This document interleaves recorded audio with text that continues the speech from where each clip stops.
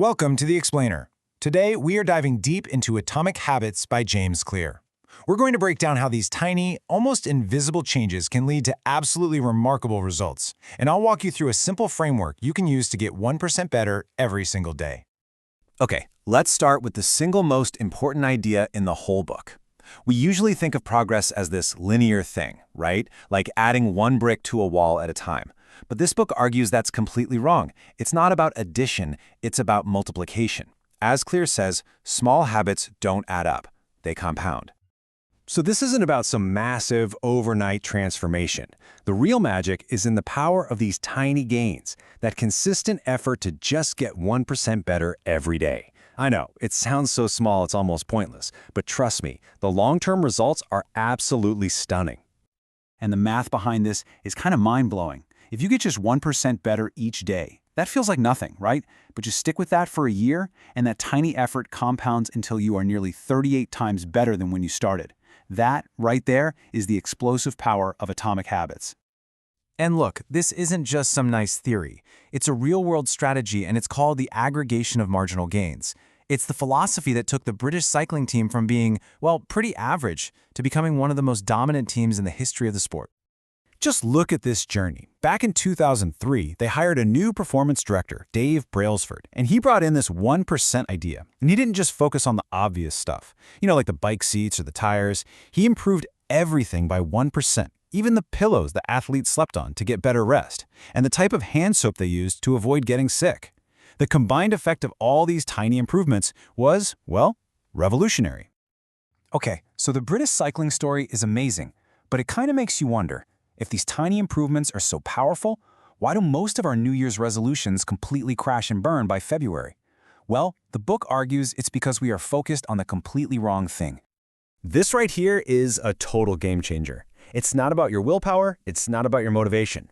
Your results are just a lagging measure of your habits.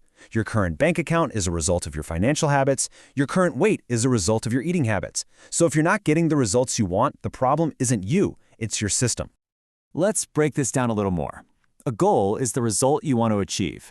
A system is the process that gets you there. Think about it. Every Olympian wants to win a gold medal. That's the goal. The winners and the losers have the exact same goal. It's the team with the better system of training, sleeping, and eating that actually stands on the podium. Okay, so how do we build a better system? Well, luckily, the book gives us this incredibly powerful blueprint, the 4 laws of behavior change. This is where we get really practical and look at the step-by-step guide for actually engineering better habits into our lives. It all comes down to these 4 steps. They're the keys to creating good habits. And you know what's cool? To break a bad habit, you just flip them on their head. Make it invisible, unattractive, difficult, and unsatisfying. Simple, right? All right, law number 1, make it obvious. You see, every single habit we have starts with a cue, some kind of trigger that tells our brain, hey, time to do that thing. A lot of the time, we don't even notice these cues. The key is to make the cues for the habits we want totally impossible to ignore. And the easiest way to do this? Just redesign your environment. You want to eat more fruit? Don't hide it in the bottom of your fridge. Put a big fruit bowl right on the kitchen counter where you'll see it 100 times a day. Want to play more guitar? Don't leave it in the case. Put it on a stand right in the middle of your living room. Make the good choice the obvious choice. Next up, law number 2, make it attractive. I mean, let's be real. If a habit feels like a chore, you're just not going to stick with it. This is all about dopamine. Our brain gets a bigger hit of that feel-good chemical from anticipating a reward than from actually getting it. So we need to make our habits something we genuinely look forward to.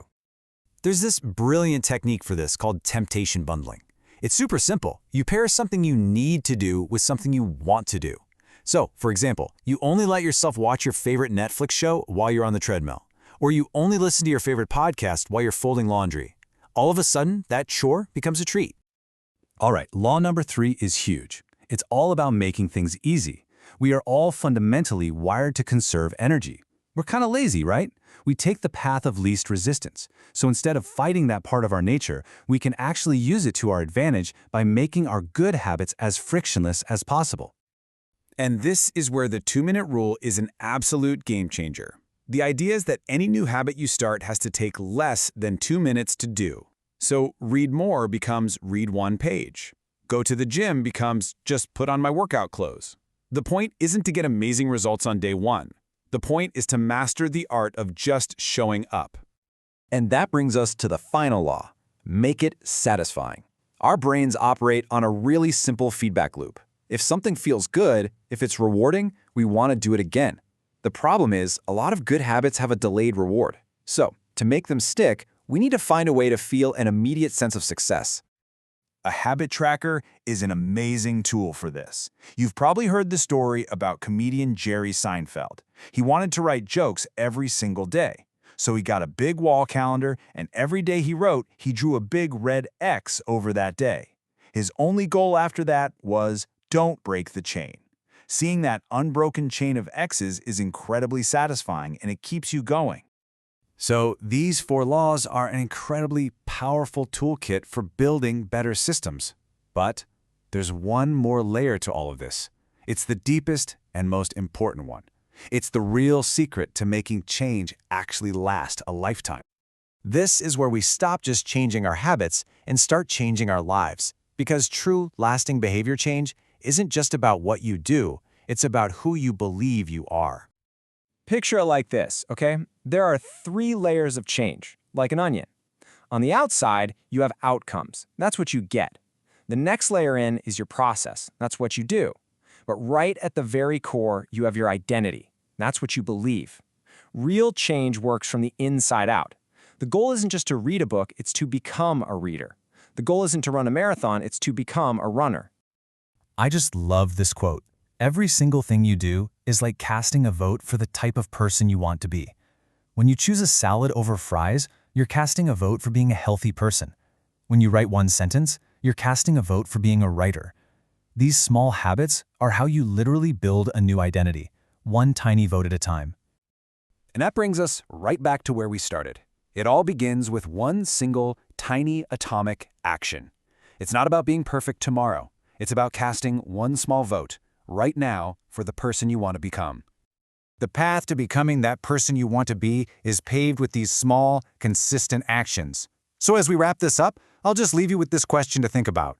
What is one tiny 2-minute vote you can cast for your desired identity today? Because your transformation starts right there.